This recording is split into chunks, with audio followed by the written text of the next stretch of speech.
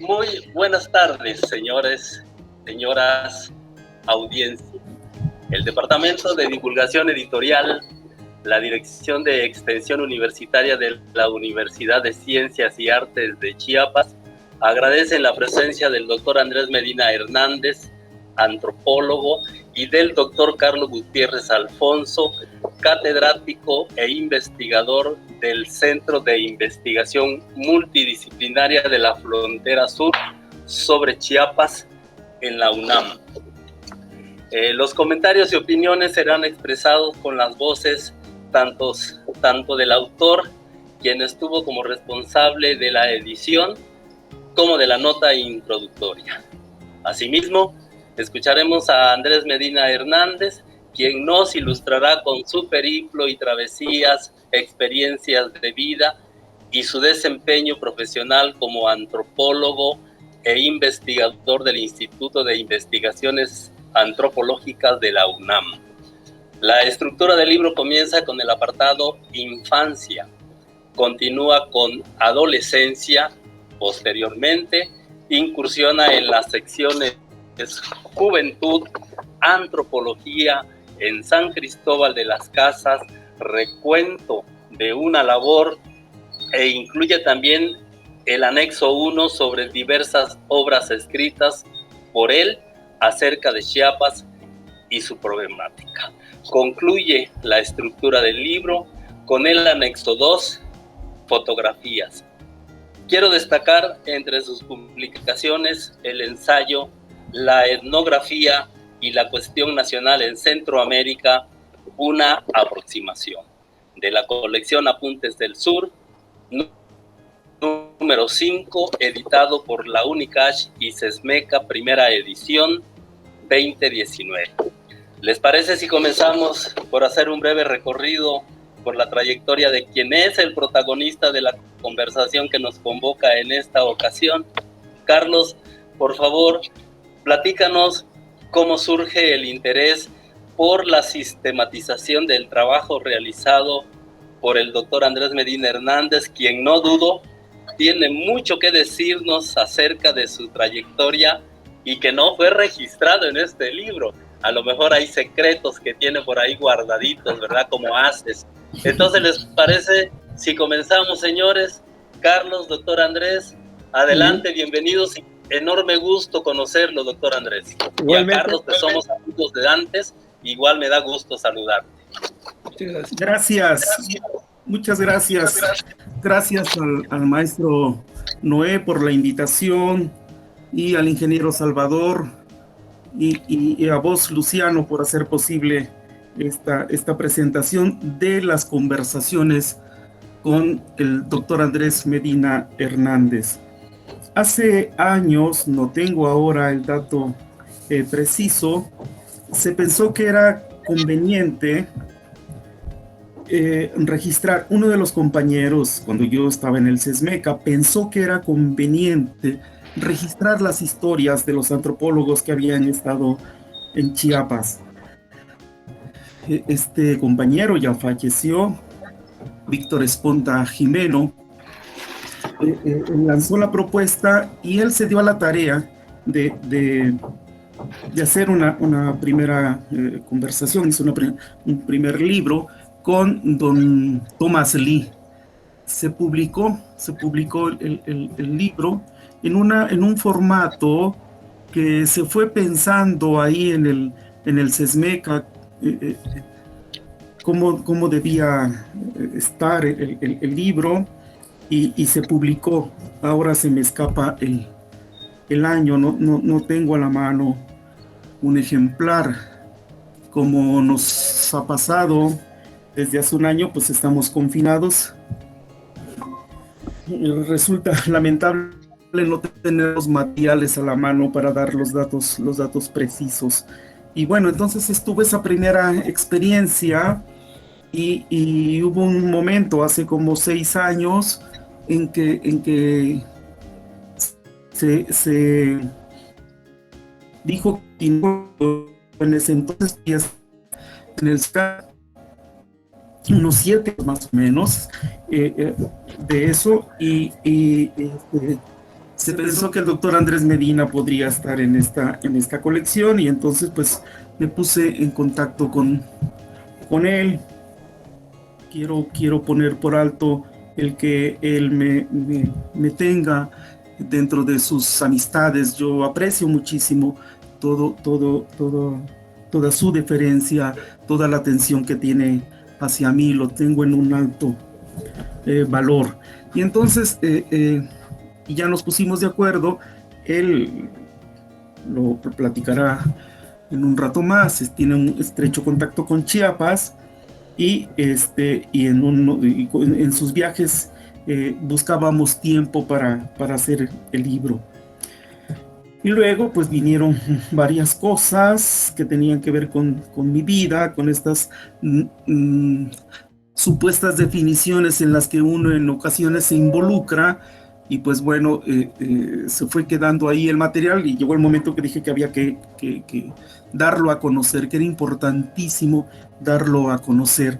Y coincidió en que cuando yo estaba trabajando el material, pues el doctor Andrés cumplía 80 años. Entonces, y pues fue un motivo de celebración. No salió el libro para ese entonces, pero bueno, ahora ya está, gracias a los trabajos editoriales, sobre todo del CESMECA, de la gente del CESMECA, de Isabel, la maestra Isabel, del maestro Roberto Rico, pues ya está ahí el libro en un formato propuesto por el área editorial del CESMECA. Es así como se llegó pues a darle vida a estas conversaciones con el doctor Andrés Medina. Y como lo pensé, seguí la guía que se hizo, con que el doctor Víctor Esponda Jimeno hizo el libro de don Thomas Lee. Sí, empezando por la infancia, ¿no? La juventud, cómo se dio el encuentro con la antropología, ¿no? del doctor Andrés. Y pues bueno, así fue la conformación, y pues poniendo el énfasis en el trabajo que él ha hecho en Chiapas. De ahí la importancia del anexo, de los anexos. Pienso que de los dos, uno con la bibliografía y el otro con las fotografías hechas por él. Dentro de las facetas del doctor Andrés está pues todo su trabajo etnográfico con base en la fotografía, con unas fotografías de muchísima calidad. Eso fue así fue como planeé el libro. Y bueno, nos reunimos por primera vez en Nabolón. Era el deseo del doctor Andrés estar en la biblioteca de Nabolón, y vimos una mañana muy fría, estas mañanas de San Cristóbal de las Casas. Y bueno, pues entonces ya el doctor Andrés habló en ese entonces de su crianza, de cómo se fue organizando su familia, de cómo él fue entrando en contacto con mundos relacionados con su familia y con la ciudad. Esa parte, todo el libro me gusta, todo lo que él cuenta me gusta, pero toda la parte de la ciudad, de cómo él se apropia de la ciudad, es una parte dicha, pues ya ahora con sus ojos de antropólogo, que le permitieron, al relatar esos momentos, mostrar toda esta ciudad de la que él fue tomando para sí. Esta otra parte también que tiene que ver con su trabajo, y aquí aprovecho para ya darle la palabra al doctor Andrés, de hablar de esta generación de él. Y cuando digo esta generación de él, también estoy pensando en la generación de de mi padre, sobre todo, que debía trabajar para poder estudiar. Se tenía que trabajar, se terminaba la primaria, la secundaria, y en cuanto se podía, había que empezar a trabajar para luego forjarse un pequeño capital y poder estudiar. Hace falta, por lo menos en Chiapas, dedicarle una parte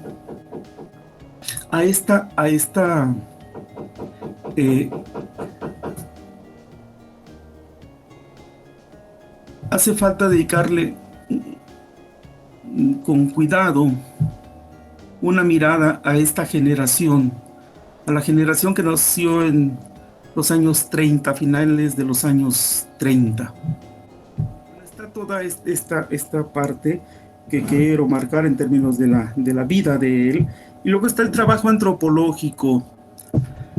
Y aquí también tendría que hablar de esta generación de antropólogos mexicanos, forjadores de una antropología mexicana. El doctor Andrés Medina se ha dedicado a hacer la historia de esta antropología mexicana. Tiene ahí retratos interesantísimos de antropólogos cruciales para esta antropología. Son textos que se pueden localizar en la red. Uno de ellos, menciono rápidamente uno de ellos, sobre Ricardo Pozas, publicado en la revista La Palabra y el Hombre, de la Universidad Veracruzana. En este ejercicio antropológico desarrollado por el doctor Andrés Medina, es importantísima la etnografía. Es una antropología hecha con base en la etnografía, donde lo que interesa es el estar en el campo, conocer qué es lo que está pasando. Entonces, está esta parte, pues, de cómo se va formando alguien en una disciplina, lo que debe hacer para alcanzar eso que desea, y por el otro lado está ese trabajo ya que se va a perfilar, cómo se van definiendo las pautas para la antropología mexicana. Fue importante todo una formación a partir de la presencia de antropólogos estadounidenses en México, en Chiapas. Y bueno, decía que pues podíamos empezar a hablar con el doctor Andrés acerca de estos dos momentos. Por un lado, esta generación de los años 30, de finales de los años 30, de cómo va decidiendo sus condiciones de vida. Por un lado, los estudios básicos, y por el otro, el deseo de tener una formación pues universitaria. Entonces, pues bueno, gracias de nuevo, doctor Andrés, por estar aquí en la presentación de las conversaciones. Bueno, voy a referirme primero a la etapa formativa preantropológica, podemos decir, donde yo me formé. De hecho, yo me he formado gracias al sistema educativo nacional gratuito desde mi infancia. Mi padre era un admirador de Cárdenas. De hecho, en la casa de Chorrito, en Tacubaya, había un retrato del general Cárdenas con dos abanicos de Guadalajara, mi padre de Guadalajara. Y buena parte de la bibliografía o de la literatura que llegaba a mis manos como niño tenía que ver con el cardenismo y los ideales del cardenismo. Recuerdo mucho una experiencia que lo recuerdo muy gustosamente. Tenía yo 5 o 6 años, con mi padre crucé la avenida Jalisco de Tacubaya, y había una gran manta en la calle, que cruzaba la calle, que decía Casa Amiga de la Obrera número 2, Labor Omnia Vincit. Yo no sabía qué significaba, le pregunté a mi padre, ¿qué quiere decir eso? El trabajo todo lo vence. Eso me marcó mucho. Yo era muy chico, pero me impresionó. Y además mi padre tenía algunos libros de educación cardenista, y recuerdo uno de ellos que se lo mencionó en la entrevista, que ojeaba yo por curiosidad, donde había toda una crítica al sistema capitalista, un elogio del socialismo, y sobre todo aparecía poesía de Juan Ramón Jiménez, de su libro Platero y yo. Eso me conmovió, también me impactó profundamente. Pues creo que son elementos que marcaron mi vida de muchas maneras. Y tengo después, claro, la experiencia de vivir en la Ciudad de México cuando era tranquila y se podía desplazar fácilmente. De hecho, una tía, hermana de mi madre, vendía frutas y verduras. Primero en el Mercado Hidalgo, que es la colonia obrera, y después en la Merced. Entonces viajábamos con frecuencia a verla y eso nos llevaba a cruzar la ciudad. Mi padre era vendedor de pañuelos y de calcetines en la Alameda de Tacubaya los fines de semana. Entre semana trabajaba en el Departamento de Aguas del Distrito Federal, pero en los fines de semana vendía pañuelos y calcetines en la Alameda de Tacubaya. Y mi padre me llevó a Correo Mayor para enseñarme los lugares donde él compraba la mercancía que le surtía para la venta. Y varias veces tuve que ir de emergencia. Recuerdo alguna vez vendía bufandas, se acabaron rápidamente por el frío que hacía, y me mandó a Correo Mayor a comprar la mercancía. Recuerdo la ciudad, recuerdo, o sea, los recorridos, y claro, era una experiencia muy interesante, muy rica, porque la ciudad era tranquila. Inclusive vivíamos en un barrio, El Chorrito, donde hay una calzada muy grande que es Parque Lira. Actualmente es casi parte del circuito interior. Sin embargo, cuando yo estaba chico, en las tardes, la noche estaba tranquilo, jugábamos fútbol en la calle con los amigos del barrio. Entonces, yo tengo una imagen de la ciudad cuando era transitable, caminable, y a lo largo de mi vida he estado en varios lugares. De hecho, la escuela de antropología me tocó cuando estaba en el centro, en el Museo de la Cultura. Yo estudié la preparatoria en la preparatoria nocturna número 4, que estaba en ese momento en la avenida Hidalgo, cerca de la Alameda Central. Después, en algún momento, yo trabajé como obrero en una compañía de plásticos que está en Tacuba, en la colonia Pensil. Y es una experiencia también muy interesante porque me encontré con gente de barrio de esa zona, albureros, apostadores, toda una serie de personajes que me llamaron mucho la atención, y que recuerdo muy vivamente.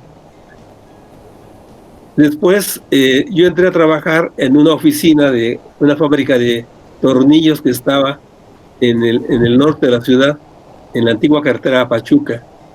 Y también estuve trabajando como un año ahí antes de ya entrar a la antropología. Y eso me obligaba a recorrer la ciudad hacia el norte, hacia la parte de la Villa de Guadalupe.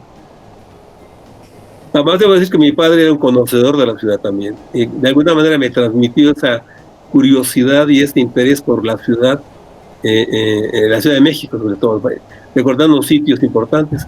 Además, yo crecí en la zona, El Chorrito es un barrio de trabajadores, o era un barrio de trabajadores, cercano a Chapultepec. Estábamos a una cuadra de Los Pinos de Chapultepec, y eso también fue un elemento importante porque siendo niños íbamos a jugar a Chapultepec, y recuerdo que íbamos al Museo de Historia, que está en el Castillo de Chapultepec, y podíamos entrar y salir, y recuerdo imágenes muy intensas de esos recorridos, y una de ellas que quizá relato en la entrevista que me hizo el doctor Luis Real Alfonso es haber visto a José Clemente Orozco pintar la cabeza de Juárez, que está ahí con el cuerpo embalsamado de Maximiliano. Es una experiencia. Mi padre me dio la información. Orozco era jalisciense, y él por supuesto lo conocía, tenía la referencia, de tal manera que fue una experiencia que ya estaba yo informado quién era ese pintor. Simplemente me estuve un momento mirando la imagen, mirándolo pintar.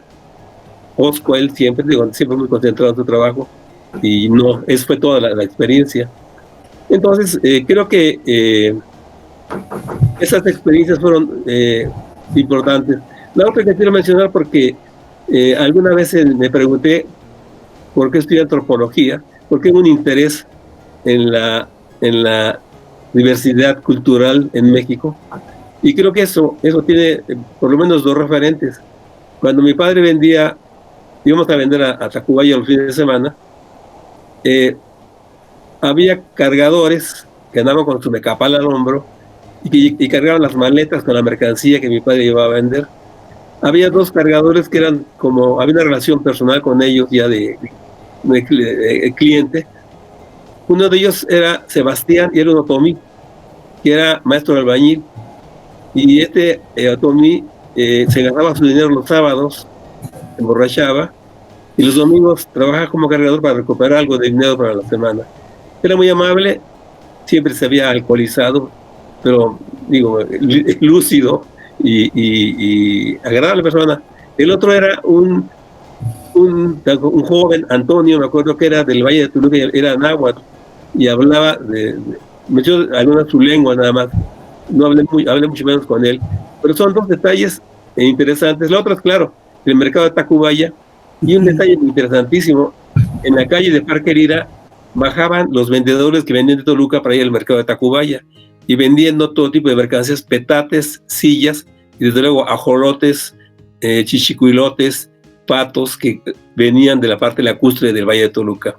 Entonces son esas experiencias como que me sensibilizaron a la pregunta de la diversidad cultural. La otra es, mi madre era de Zacatlán, Puebla, una ciudad de la sierra, muy importante en la historia, era una zona totonaca originalmente, y ahí cuando tenía yo 6 años, nos dio tosferina a 2 hermanos y a otro no, que estaba inmune, y fuimos a Zacatlán porque el médico recomendó que fuéramos a un lugar frío y alto, y estuvimos ahí 6 meses, y mis tíos eran tablajeros, se vendían tenían 2 carnicerías, mi abuelo era matancero, y tenían 2 carnicerías, una mi tío Tilio, el mayor, y otra de mi tío Miguel.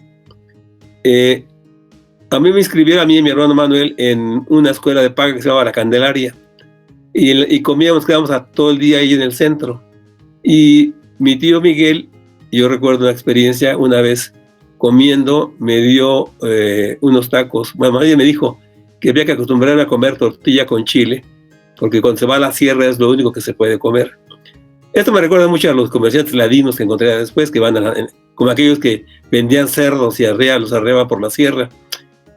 O sea, lo difícil que es la vida en la sierra. Claro, estos tíos míos hablaban náhuatl y hablaban totonaco para poder comerciar con los indígenas.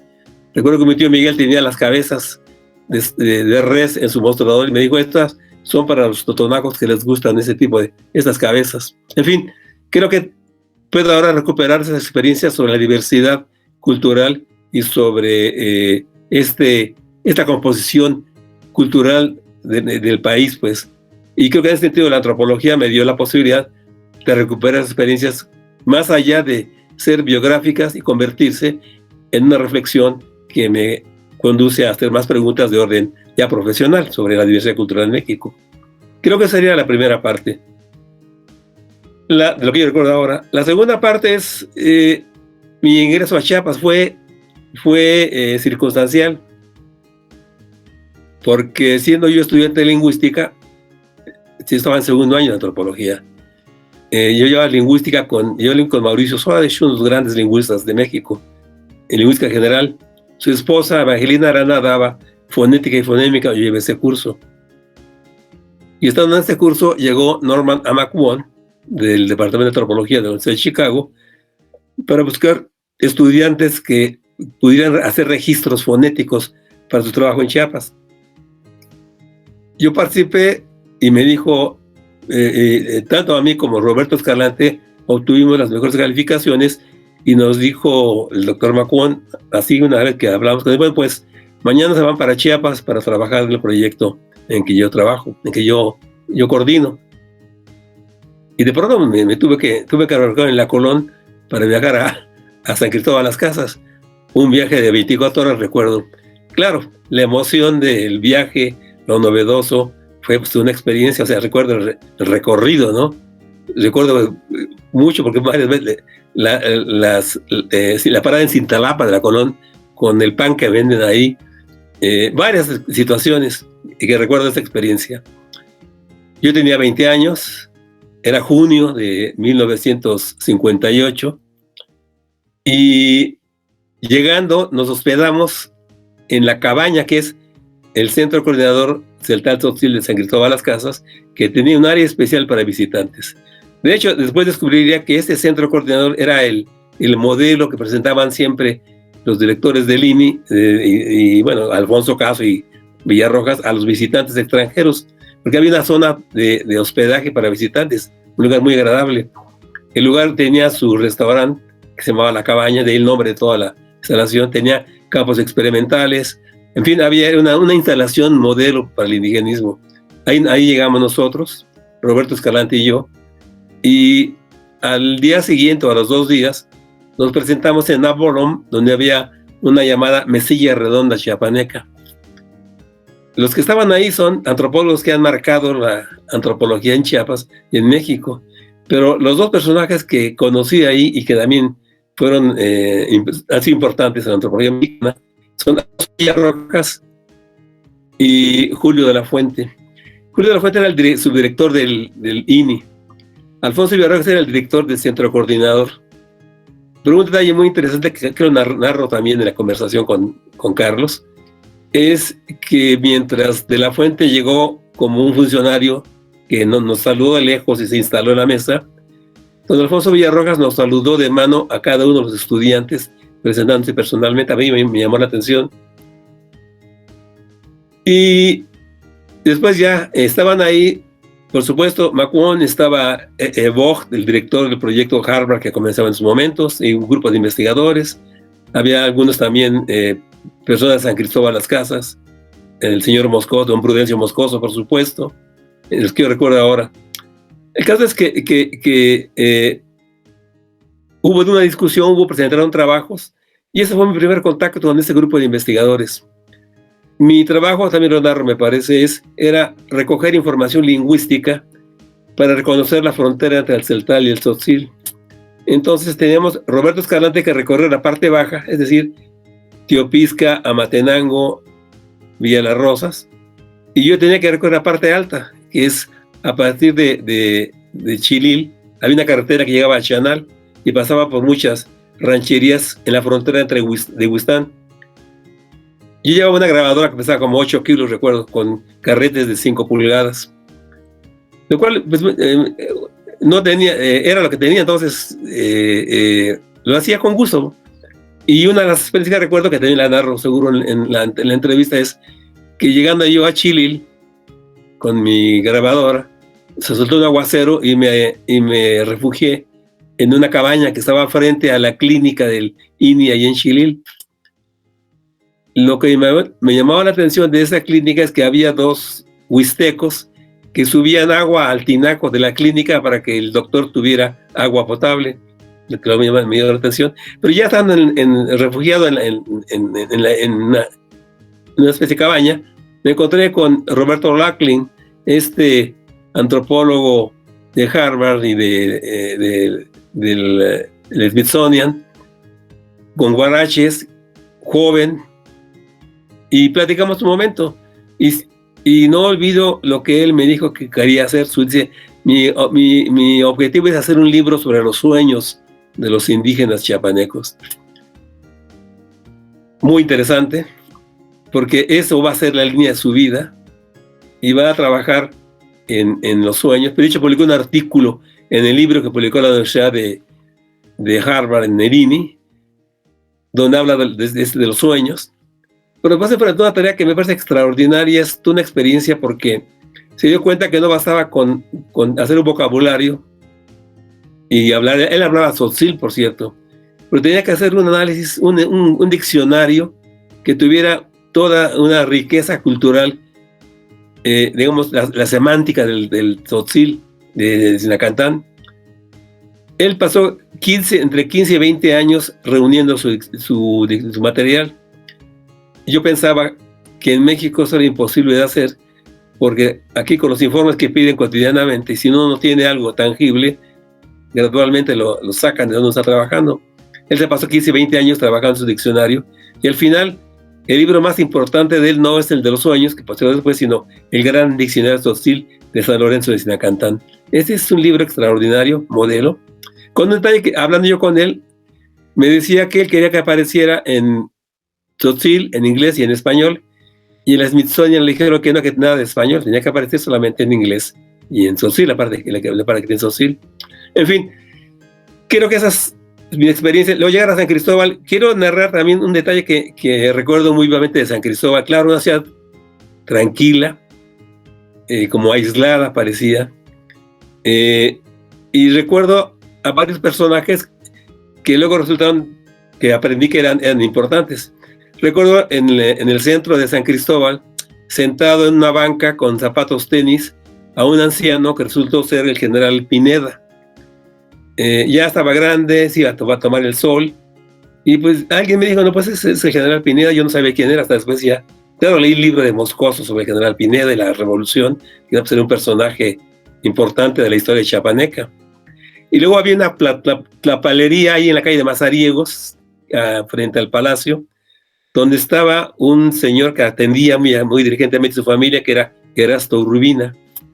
Otro personaje también se me hace, claro, en ese momento yo no sabía, pero Erasto Urbina era un tipo que se ve activo, pues, y despachando. Después me enteró como él tiene una participación muy importante en la historia de Chiapas, en la formación del sindicato de trabajadores de las fincas, etcétera. Instrumentar la política de Cárdenas en Chiapas, y era una persona con mucha presencia política. Yo lo vi, claro, vendiendo, expendiendo ahí, agradable. Claro, yo era un joven, pues, que pasaba y veía nada más a ellos. Claro, también conocí a Manuel Castellanos, otro personaje de la política de los Altos, que era indigenista, que era el encargado de asuntos, el encargado estatal de asuntos indígenas. Era gente accesible, agradable, extremadamente reservada, que dijo, bueno, es su papel, pero sí, él aparece como un personaje importante por muchos años en Chiapas como funcionario indigenista. Que por cierto, he aprendido después, el último congreso indígena organizado por el Departamento de Asuntos Autónomos de Asuntos Indígenas de Cárdenas comenzó con un gran congreso en Izmiquilpan en 36. El último que se hizo en San Cristóbal Las Casas. Hay una foto de ese congreso, yo no reconozco a nadie, pero fue una parte importante porque ahí cierra su labor el Departamento de Asuntos Indígenas de Cárdenas, que luego fue bajado de categoría a una oficina en la SEP, porque durante estancia era autónomo, que es un dato muy interesante porque la idea del Departamento de Asuntos Indígenas era de Moisés Sáenz, quien le manda una carta a Cárdenas y le dice que había que generar un Departamento de Asuntos Indígenas que fuera autónomo, que no tuviera articulada a ninguna secretaría, que es lo que pasó. Sin embargo, este departamento encontró muchos problemas. Hay un informe que presentó en Lucio Mendieta y Núñez, narrando las dificultades para coordinar a las secretarías, porque era una institución intersecretarial, y todo lo que podían hacer era organizar estos congresos regionales. Algunos fueron muy importantes, como el que se hizo en la Tarahumara. Ahí había un movimiento autónomo extremadamente fuerte. Ahí es donde se funda el Consejo Supremo de la Raza Tarahumara, un modelo que después Echeverría va a copiar en los 70s, en 75, cuando se crea el Consejo de Pueblos Indígenas, y la representatividad de los pueblos indios eran los Consejos Supremos, que no eran una copia de esta experiencia cardenista y sobre todo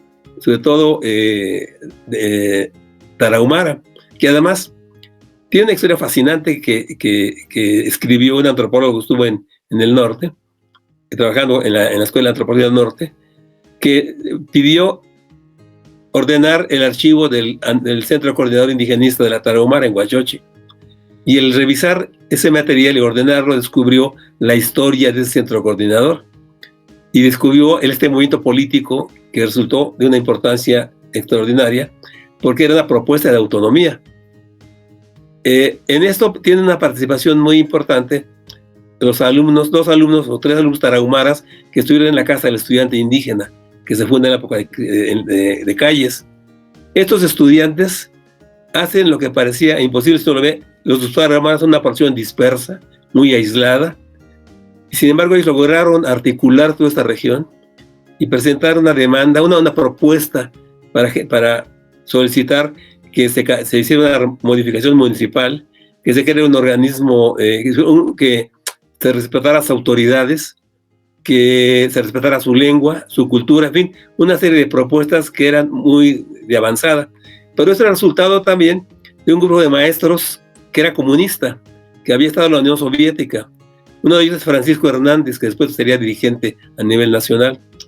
Ellos tenían la idea de aplicar las ideas, de aplicar la concepción stalinista de las pequeñas nacionalidades. Y creo que fueron creativos porque no aplicaron mecánicamente, sino construyeron un proceso y una propuesta alimentada por lo que los propios tarahumaras necesitaban, gracias a estos alumnos preparados en la Casa del Estudiante Indígena.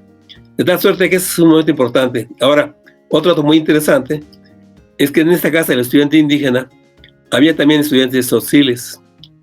Dos de ellos llegan a Chiapas en el momento en que está Erasto Urbina, y él los incorpora a su trabajo.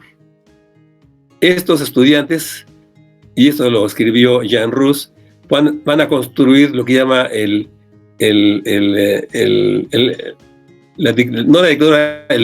van a construir el cacicazgo de San Juan Chamula.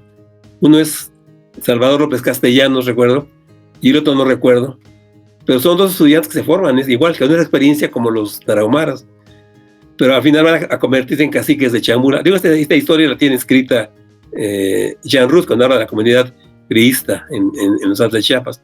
En fin, creo que mi primera experiencia recuperada ahora me da elementos para entender muchos detalles de la historia. El otro elemento que es importante es Alfonso Villarrojas. Es una figura importantísima, porque él se forma con Redfield en Yucatán en los años 30. Él era maestro rural en Yucatán, y él va a trabajar a mi instituto años después.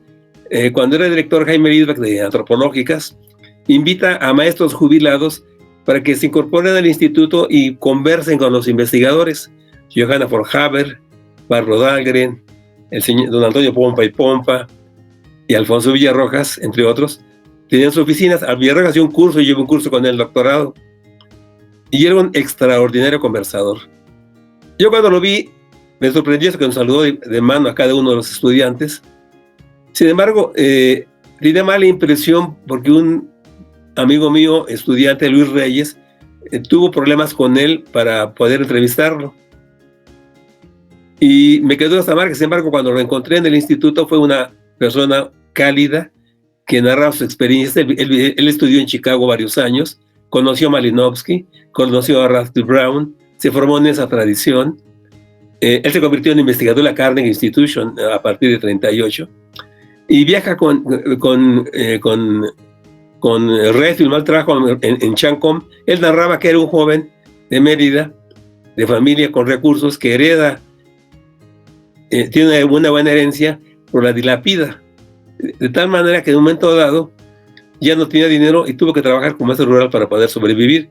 Pero una persona que hablaba inglés, que leía francés también, y en Chancom estaba muy cerca de Chichén Itzá, y fue allá y encontró a Morley, el director del proyecto, y le pedía libros prestados en inglés y conversaba con él. Eso generó un nexo entre los dos. Porque Morley comienza el proyecto en 23, en Chichén Itzá. Cuando comienza la parte etnográfica, en 30, Redfield va a Chichén Itzá y comienza precisamente en Chancom, porque había un contacto, y habla con Villarrojas y lo convierte en su colaborador, no a su ayudante, su colaborador. Le pide que lleve un día de campo mientras él no está, y publican una monografía que es extraordinaria, que se llama Chancom, una comunidad maya de Yucatán, que no ha sido traducida al español, y es de las mejores etnografías que yo conozco. Él publica esa etnografía, pero después de eso, Redfield y Villarrojas van a visitar la zona de Quintana Roo, donde estaban los mayas, los Macehualop, mayas rebeldes, que habían combatido, habían sido arrinconados por el ejército en ese territorio que va a ser Quintana Roo. Estos mayas estaban contra el gobierno mexicano y no aceptaban a maestros que llegaran porque o los mataban o los corrían. Y estaban interesados en tener armas de Inglaterra a través de Belice para combatir al ejército mexicano. Esta historia la narra excelentemente un escritor, un investigador de Estados Unidos, John Sullivan, en un libro fabuloso que se llama Conversaciones Interrumpidas, donde muestra lo que hay detrás de todo esto, un interés estratégico de Estados Unidos para saber la posición de los mayas, porque Estados Unidos tenía como objetivo en el siglo XX controlar el Mediterráneo. En el siglo XIX controlaban España e Inglaterra. Y la base era Belice, y Belice era un sitio estratégico desde el punto de vista del control del Mediterráneo, o sea, del Caribe, perdón, que es el Mediterráneo americano, dicen algunos. Y con Villarrojas hace un primer viaje exploratorio, y se dan cuenta de las dificultades. Después, Villarrojas, con uno o dos amigos de Chancón, decide entrar como comerciante a esta área. Y entonces entra en contacto con los mayas rebeldes. Estos mayas buscaban armas. En alguna ocasión, y esto lo narra Sullivan, Morley se encontró con ellos en Tulum, con un grupo de estos guerrilleros mayas que buscaban el contacto con Inglaterra, con la reina o el rey de Inglaterra. Y Morley muy hábilmente les hizo sentir que él tenía contacto con la corona británica para darles armas. Entonces, ellos regresan, y entonces les promete ir a visitarlos, que es Citas. Sí, Citas me parece. Y entonces Villarrojas llega como representante de Morley con los mayas rebeldes al corazón de uno de los grupos en Citas. Y los que lo reciben es con la esperanza de que contacte con Morley les provea de armas. Y en una ocasión, Morley avisa que va a visitar Citas con su esposa y un grupo de investigadores, y es recibido como gran embajador por los mayas. Es muy interesante porque entonces la esposa de Morley toma fotos de los dirigentes mayas, algunos con arete, que era una marca de importancia. Esas fotos son sensacionales porque no hay otro material de estos mayas. Entonces, aprovechando la coyuntura, ese interés que tenían, les dan una gran recepción, les permite tomar fotografías.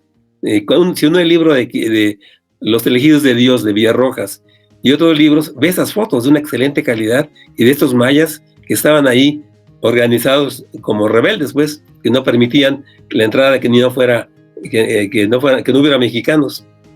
Villarrojas se queda 2-3 meses, y esto lo narra Sullivan, cuando se dan cuenta que Villarrojas pues no daba color, que no daba nada señal de las armas, lo comienzan a presionar y lo obligan a salir de Citas.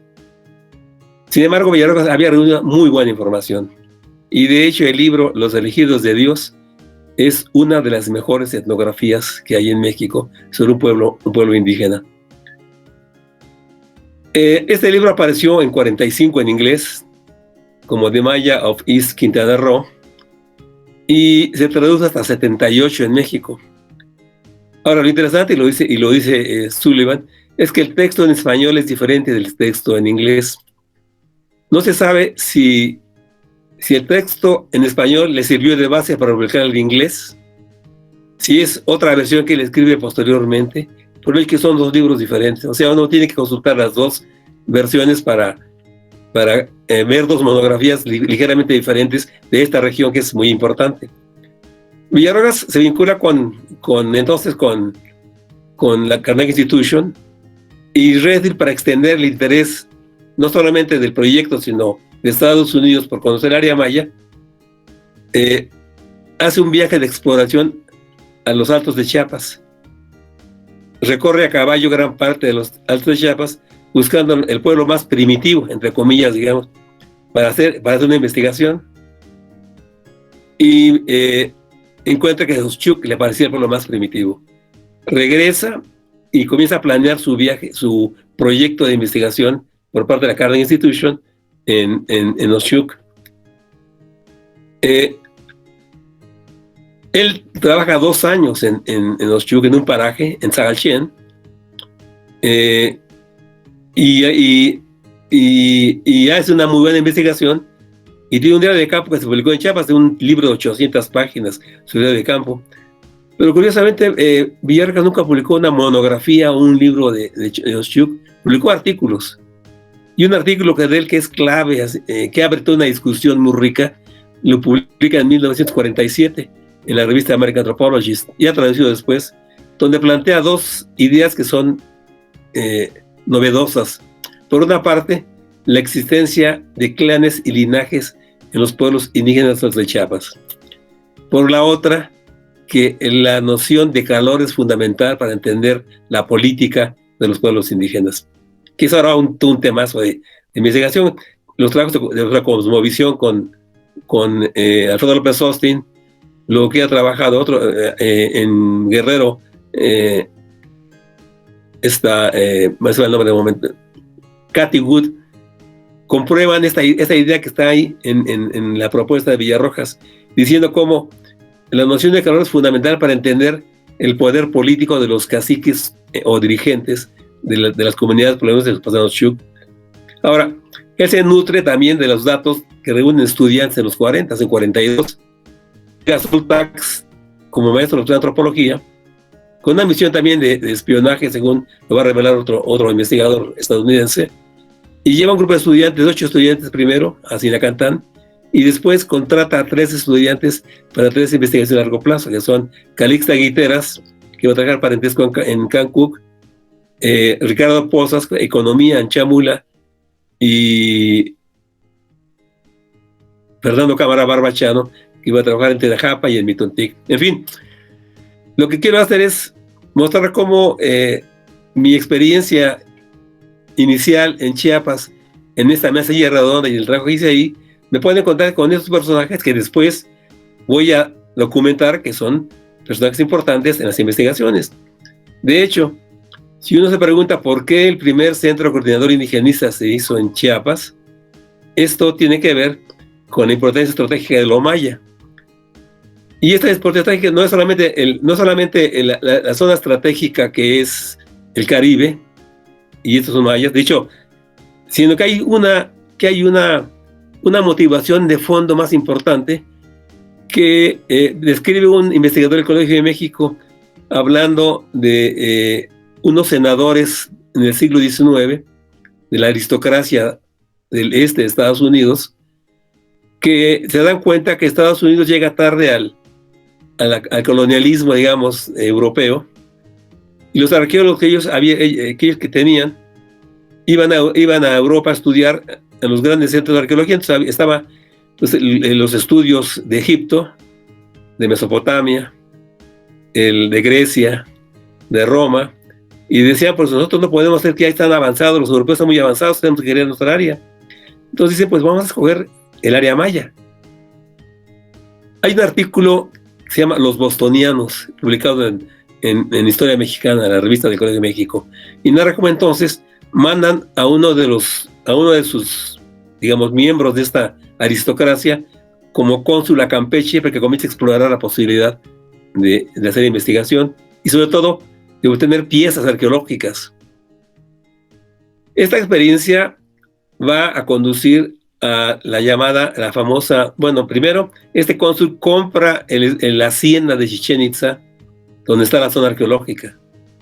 Y en 1907 dragan o sea, no hacen arqueología científica, dragan el centro sagrado para obtener objetos. Y todos hay objetos de oro ahí, y de varias, que se llevan de contrabando a Estados Unidos.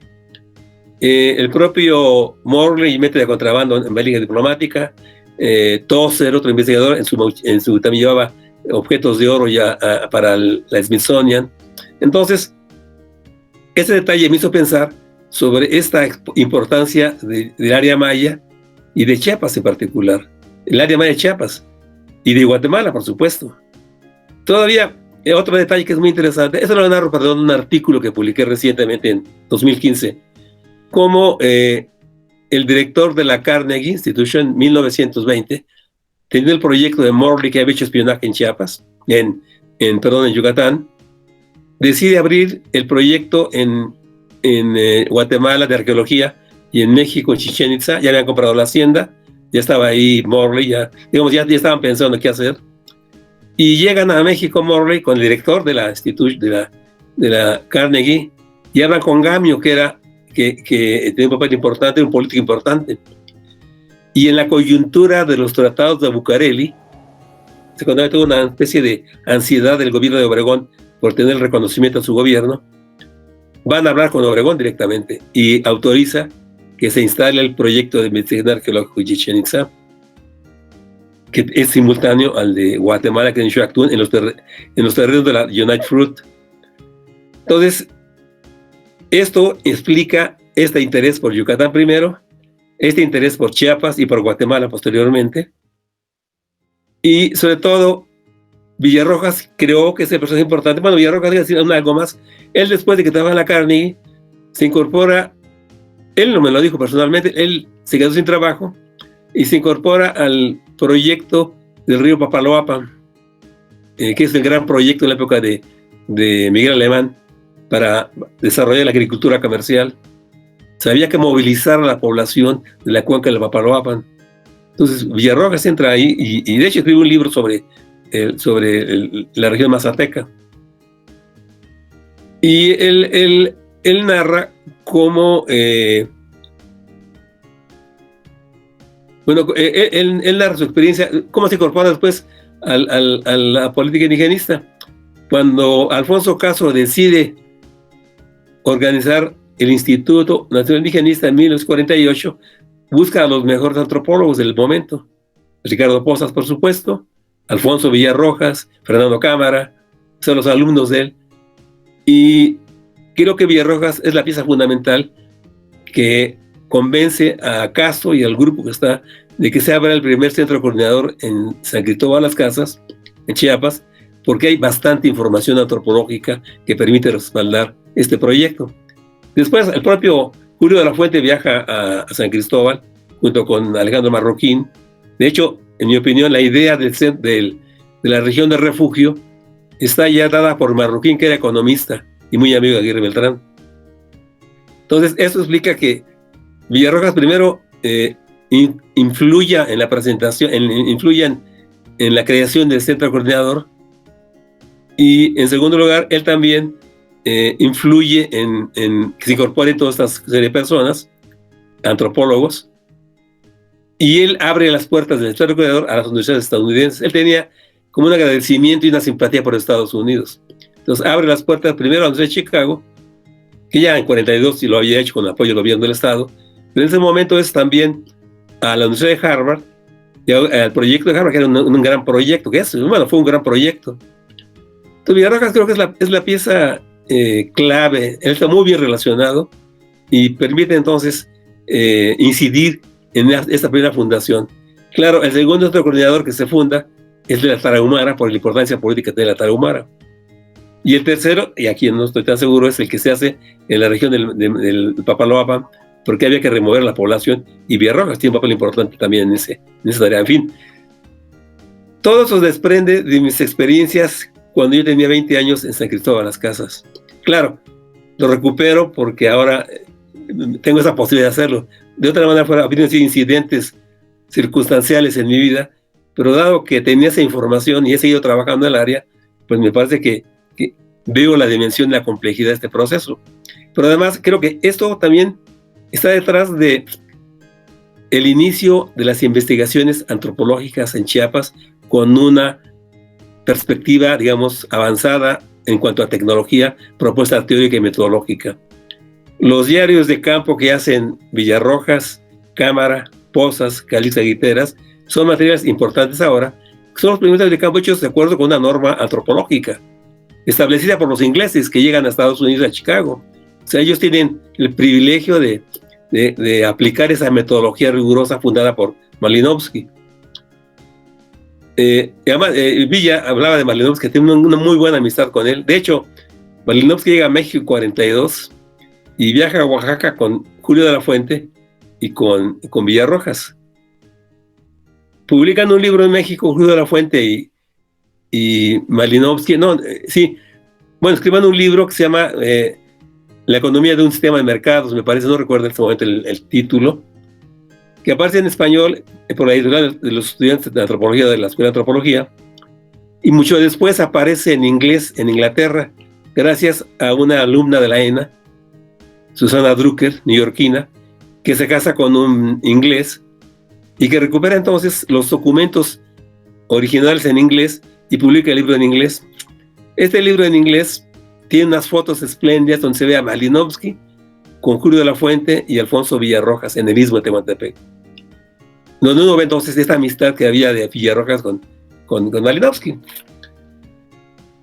Entonces creo que esta experiencia del 42, esta presencia de Villarrojas, permite la realización de investigaciones en Chiapas de una amplitud y una riqueza increíble. Yo creo que se puede hacer un balance del proyecto de la Universidad de Chicago, porque tuvo un tipo más acotado. En cambio, nadie ha hecho todavía una revisión, un estudio de lo que hace la Universidad de Harvard, que comienzan igual casi, y que siguió muchos años después en los Altos de Chiapas, y ha publicado, no sé, digo, hay un informe de Vogt, 50, 60 tesis doctorales, 100 tesis de maestría y bachillerato, etcétera, etcétera. O sea, crean toda una tradición antropológica en Chiapas. De hecho, Harvard crea como una obligación, funda como una obligación importante, que los estudiantes que vayan a viajar, hagan trabajo en Chamula y en Sinacantán, hablen tzotzil perfectamente. Por lo cual, a través de Roberto Lackland y sus amigos sinacantecos, hace que varios de sus amigos vayan a Harvard a darle clases de tzotzil. En fin, se crea una trama que es muy interesante. Y yo creo que la antropología en Chiapas comienza a desplegar cuando antropólogos chiapanecos comienzan ya a trabajar en Chiapas, como Andrés Fábregas. O sea, Fábregas es una etapa importante en la historia de la antropología en Chiapas. Él, formado en la ENA, comienza a inquietarse, bueno, más bien se interesa porque se haga investigación, y cuando él está en el Instituto Chiapaneco de Cultura, creo que abre una época de auge y de ingreso de jóvenes investigadores. Yo creo que los más importantes investigadores de antropología en Chiapas actualmente, trabajando en Chiapas, se forman en los proyectos, en los programas que dirige Fábregas en el Chiapaneco de Cultura. Después vienen ya otras instituciones, ¿no? La UNAM comienza igual con un proyecto que no era de la UNAM directamente, con este político coleto Cuauhtémoc López Sánchez. Cuauhtémoc López Sánchez. Es Cuauhtémoc López Sánchez, ¿no?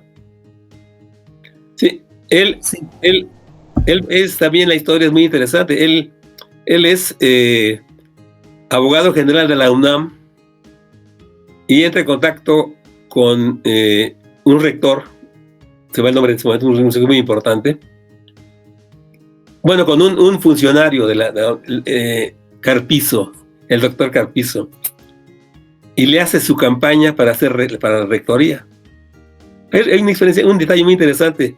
En un momento dado, hay dos candidatos fuertes para la rectoría, Carpizo y el que era director de la Facultad de Ingeniería, que ahora apareció con el PG, con un cargo importante, ¿cómo se llama? Bueno, no me acuerdo. Y los eran rivales muy fuertes. Entonces, la Junta de Gobierno decidió poner un tercero, que es lo que se hace cuando hay empate. Cuando hay dos candidatos muy fuertes que dividen, ponen a un tercero. Y el que entró fue Octavio Serrano. Octavio Serrano, que no tenía la menor idea de que iba a ser rector. Que entra como rector, y de hecho él lo mandan de viaje con frecuencia, mientras los políticos de la UNAM hacen sus propias operaciones. Recuerdo que le decían el mapachito porque tiene unas ojeras negras, nada que ver con los mapaches chiapanecos, por supuesto, mis respetos para ellos, pero evidentemente Carpizo cuando entra como rector, tiene hace toda una revolución, o sea, tiene una gran presencia pues académica. En fin, ya perdí el hilo de lo que yo quería decir a propósito de Carpizo, pero volviendo tenía que ver con la presencia de la UNAM en Chiapas. Exacto, sí. ¿Cómo se da la presencia? Exacto, sí. Entonces, Cuauhtémoc López Sánchez en 84, me parece, organiza un congreso o un coloquio en San Cristóbal Las Casas con varias instituciones, lo mejor de la intelectualidad chiapaneca, recuerdo, o coleta por lo menos, y 4 institutos de la universidad, históricas, estéticas, antropológicas, no me acuerdo cuál es el cuarto. El caso es que como representante de históricas va Carlos Martínez Marín y yo voy por parte de antropológicas.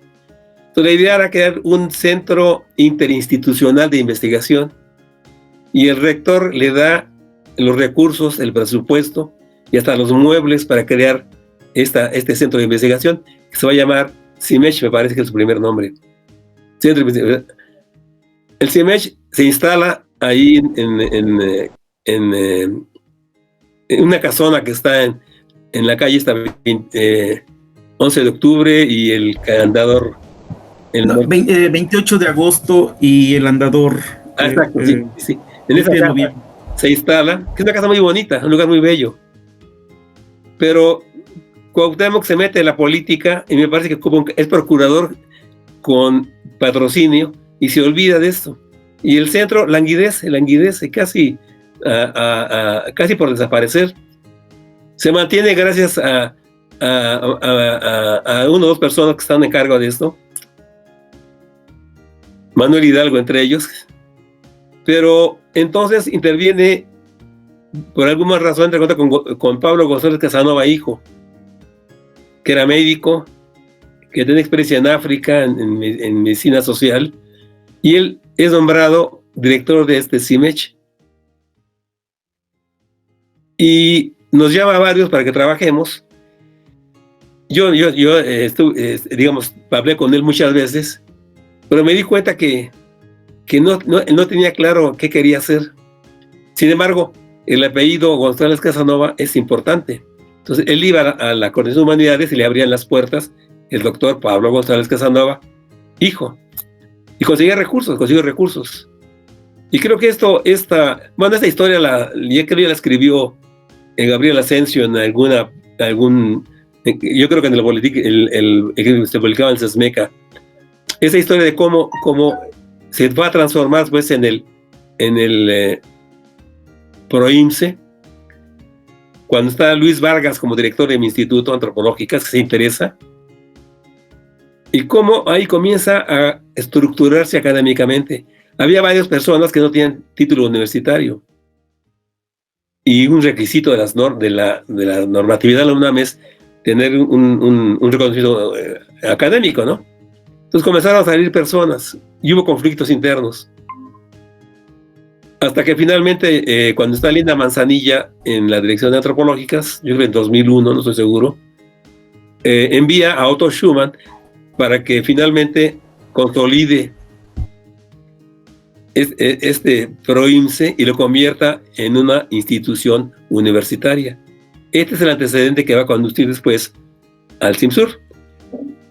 Pero lo que quiero es cómo articular todo este proceso por el interés académico de trabajar en Chiapas, de hacer investigaciones en Chiapas. Creo que ese es el tema. Yo creo que en este momento una de las más importantes comunidades científicas del país está en Chiapas y específicamente en San Cristóbal Las Casas. Es decir, el conjunto de instituciones de investigación científica en Chiapas está en San Cristóbal. Y ahí se condensa una buena cantidad de investigadores conectados con todo el mundo. Creo que yo puedo reconstruir, por mi experiencia, este proceso de enriquecimiento, de apertura, de crecimiento, por diferentes circunstancias que a veces son ocasionales, pero que constituyen momentos importantes para que ahora uno decir que en Chiapas hay una comunidad científica grande, importante, Yo diría comparable con lo que pasa en Michoacán, con la Universidad Nicolaita y el Colegio Michoacán, o con lo que pasa en Guadalajara, donde hay también núcleos investigadores muy importantes, pensando en antropología y en ciencias sociales. Creo que ahí hay toda una beta de investigación sobre cómo se construye la investigación en México, teniendo como punto de referencia la experiencia chiapaneca.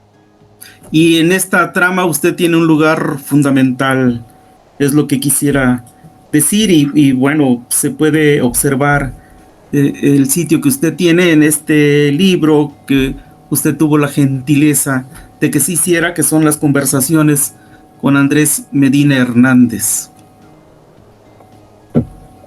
Sí, claro. Doctor Andrés Medina y Carlos Gutiérrez, tenemos la adversidad del tiempo, muy agradecidos por compartir toda esta experiencia. Sé que quedó mucho en el tintero y esto nos remite a la revisión de este testimonio que tú tienes, Carlos, en el registro de tu libro sobre las conversaciones. Ojalá en una próxima ocasión podamos seguir proyectando este tipo de imaginario y un poco el asunto. A mí cuando iba el doctor Andrés narrando lo de México y la ciudad, cuando era transparente, como decía Carlos Fuentes, entonces ahora ha cambiado, pero también muchas situaciones culturales en los medios indígenas.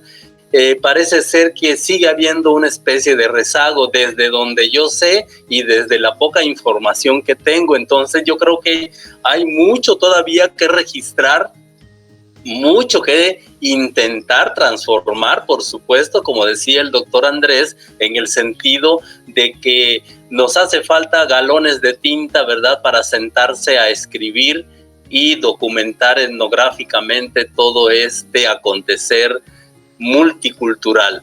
Agradecemos mucho al doctor Andrés Medina por sus aportaciones y a Carlos Gutiérrez también por el empeño en sistematizar una gran parte de la experiencia. Esperamos encontrarnos en una próxima ocasión y también agradecer a Noé y al ingeniero Salvador que estuvieron pendientes en la grabación de esta conversación. Yo, desde mi punto de vista, estoy muy agradecido. Siempre se aprende y más vale escuchar, ¿verdad?, atentamente aquello que uno desconoce, y esto me obliga obviamente a tener que abrir el espectro de conocimiento, porque es tan vasto que prácticamente el tiempo se acorta, como ya lo notamos, en una hora. Imagínense, una hora bien pudimos hacer, y a lo mejor si es factible como una segunda parte, como si fuera una saga, ¿no? Entonces, muy agradecido por conocerlos, muy contento por conocer al doctor Andrés. Mucho gusto saludarte, Carlos, al ingeniero Noé, y ojalá en otra ocasión volvamos a saludarnos, no en situaciones académicas, esperemos que sea en otras condiciones, digamos, un poquito más festivas, ¿verdad? Entonces, mucho gusto y muy buenas tardes. Sí. Bueno, quiero agradecer al doctor Carlos Gutiérrez Alfonso, porque él es el instigador y el que guía la conversación, y con quien tengo este diálogo que me permite recuperar mis experiencias, porque es cuando uno lo puede hacer, cuando alguien le pregunta y uno comienza a su vez a explorar sus recuerdos. Y creo que esa conversación, esa capacidad de incidir en temas que son existenciales importantes, ha hecho posible que tengamos este libro con esas conversaciones que de una u otra manera pues dan una imagen de alguien que tuvo una experiencia en Chiapas, una larga experiencia en Chiapas, sobre todo en el campo de la investigación antropológica. Pues muchas gracias por la oportunidad de conocerlos, por supuesto a Salvador López por su apoyo técnico, a quienes los responsables. Muchas gracias por esta posibilidad de poder dirigirme a chiapanecos, finalmente, ¿no? Que es finalmente quienes tiene sentido lo que yo diga. Así que muy amable, muchas gracias, y por supuesto que espero que nos veamos una vez que pase la pandemia. Hay muy bellos lugares en Tuxtla y en San Cristóbal. Pues en San Cristóbal hay muchos ya muy internacionales, pero parece que los más tradicionales que yo sepa están en Tuxtla. Habría que ver. Gracias, hasta luego. Hasta pronto.